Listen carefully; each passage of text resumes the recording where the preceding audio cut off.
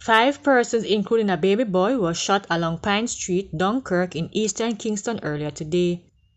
Early reports say that one man has died, while the others are hospitalized. More details later. A man was killed and a woman wounded during a reported gun battle between armed thugs and members of the Jamaica Defense Force in downtown Kingston on Monday. It's reported that a group of armed men attacked and shot a man along Lower Transfer Lane. The man later died of his wounds at Kingston Public Hospital. Radio Jamaica News was informed that the attackers were on their way out of the area when they came in contact with members of the JDF along Haywood Street. This led to an exchange of gunfire. One man was shot and killed and a firearm recovered. The other man escaped on foot. A female bystander was wounded in the shooting. A search has been launched for the gunmen.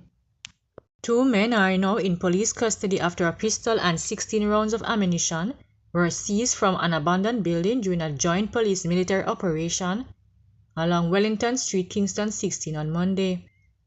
Reports from the Franklin Town Police said at about 9:30 p.m., a team carried out an operation along Wellington Street when a building was searched. The search ended with the recovery of a Glock 9mm pistol and a magazine containing 16 9mm rounds of ammunition in a transparent bag. The identities of the men are being withheld pending further investigation.